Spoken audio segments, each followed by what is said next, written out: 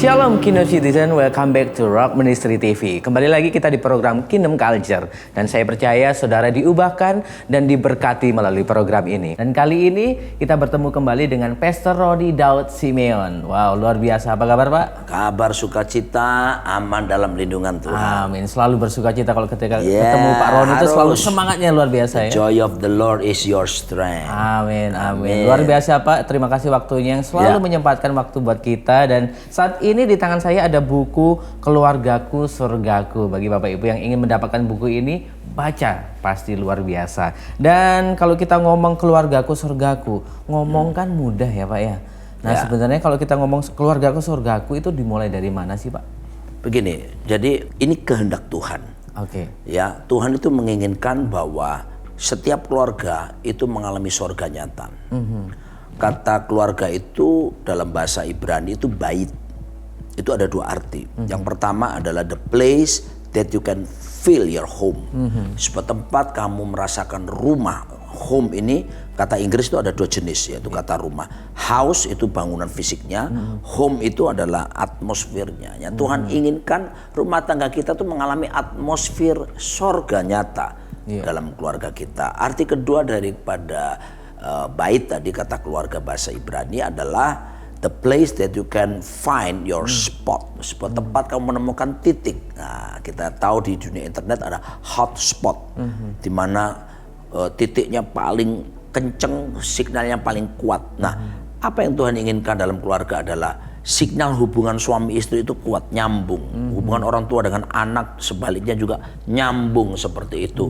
Dan Tuhan menginginkan itu nyata dalam keluarga, dan itulah kehendak Tuhan. Istilahnya di kalau kita belajar tentang teologi kerajaan itu disebut kolonisasi kerajaan, di mana Tuhan memperluas kerajaan sorga sampai ke bumi, dan menjadi bumi itu perluasan kerajaannya dimulai dari setiap keluarga-keluarga. Nah, kalau kita ngomong tentang family gitu ya, keluargaku surgaku, mungkin warga kerajaan salah satunya mendengarkan, oh iya keluarga ini udah hancur. Sebenarnya bisa nggak sih dipulihkan menjadi surga gitu? Jangan lupa Kisah 1:3 mengatakan Kristus harus tinggal di sorga sampai pemulihan segala sesuatu. Jadi memang kerinduan untuk memulihkan itu datang daripada Tuhan, khususnya keluarga. Dari mana saya tahu? Perjanjian Lama dimulai dengan berita keluarga. Kejadian 1 ayat 28 baru pasal 1.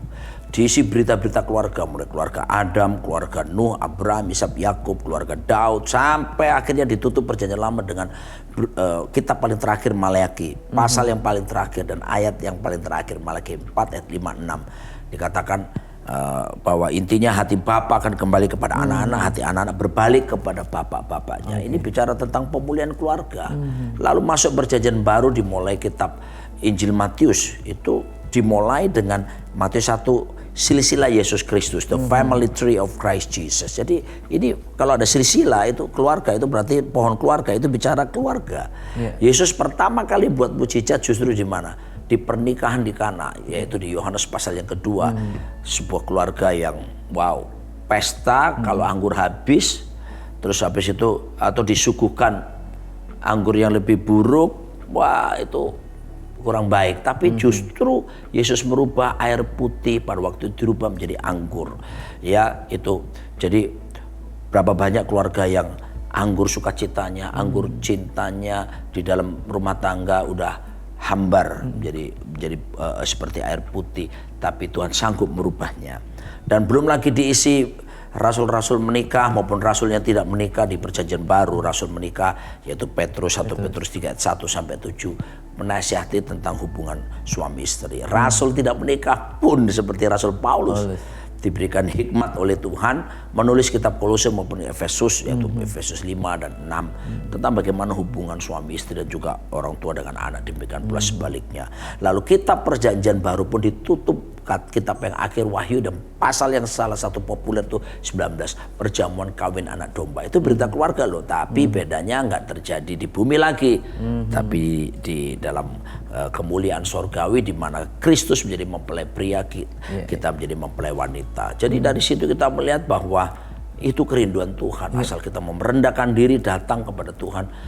dan saya percaya Tuhan pasti akan pulihkan. Ya, jadi ingat warga kerajaan bahwa pemulihan dalam keluarga itu adalah kerinduan daripada Tuhan. Benar sekali. Lebih jauh daripada kerinduan Betul kita sekali, ya. Pasti betul Tuhan sekali. juga punya cara untuk memulihkan setiap kehidupan Ya, kita. amin. Dan ini ada pertanyaan yang datang dari sosial media, Pak. Ya. Pertanyaannya seperti ini. Di antara sekian banyak proses berkeluarga, yang paling challenging apa Pak Roni dalam keluarga? Ya, jadi gini, jangan lupa tiap keluarga itu makhluk yang dipertemukan pria wanita itu nggak sama. Justru berbeda satu dengan yang lain. Yang satu laki, yang satu perempuan. Ya. Jadi latar belakangnya berbeda, karakter dasar berbeda, Budayanya, pola asuh orang tua berbeda, budaya berbeda, dan itulah yang seringkali menyebabkan konflik-konflik muncul di dalam keluarga. Lalu juga jangan lupa tentang ketidakmampuan untuk berkomunikasi dengan baik ya. Itu merupakan sumber-sumber konflik yang luar biasa, termasuk masalah keuangan. Jadi tapi kalau dilihat dari survei ini merujuk kepada Amerika Serikat, 70% daripada perceraian itu disebabkan masalah keuangan.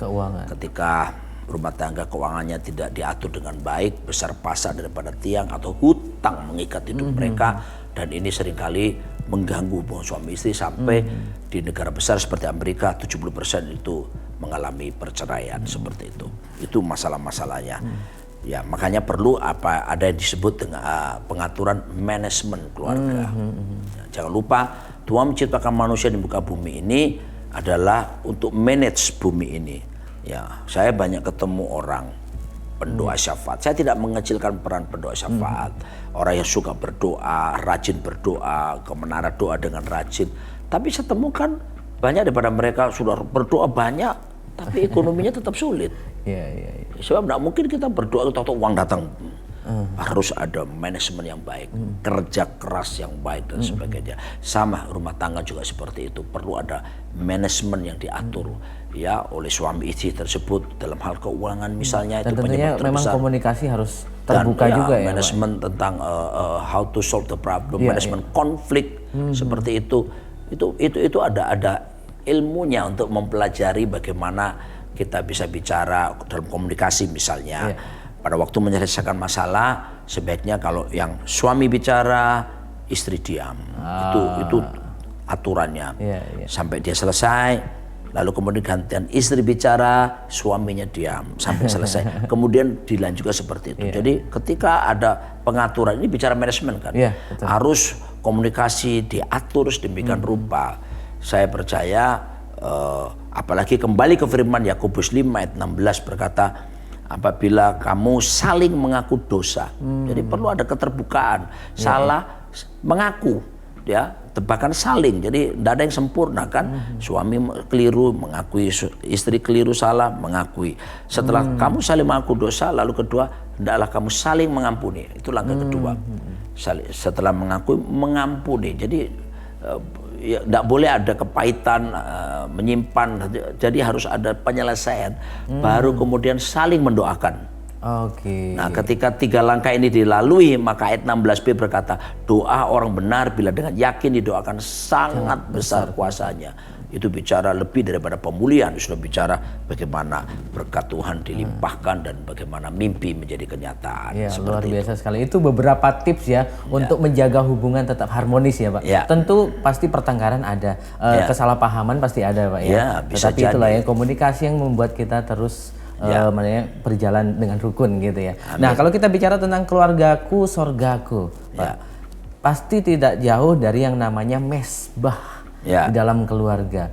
Sejauh mana pentingnya sih Pak dalam di buku Keluargaku Sorgaku ini ada 2 hal utama yang saya tekankan. Yang pertama, kita mesti membangun mesbah keluarga. Wajib ya. Buat saya, karena itu firman Tuhan mengajarkannya. Bagaimana 2-3 orang berkumpul dalam namaku, kalau mereka sepakat minta apa saja Tuhan akan berikan, dan Tuhan berjanji Tuhan ada di tengah-tengah mereka. Lalu kemudian hal yang kedua yang saya tekankan di buku ini adalah bagaimana kita suami istri itu harus menyelesaikan masalah sesegera mungkin. Jangan biarkan sampai bermalam, itu nasihat saya, supaya bisa diselesaikan. Jadi mesbah keluarga itu bagaimana suami akan memainkan peran sebagai imam, nabi dan raja di dalam keluarga. Imam itu mewakili keluarganya di hadapan Tuhan, sebagai nabi mewakili Tuhan buat keluarganya, dan sebagai raja menegakkan aturan-aturan di dalam rumah. Itu penting sekali. Dan itu nearness is likeness, kedekatan itu keserupaan.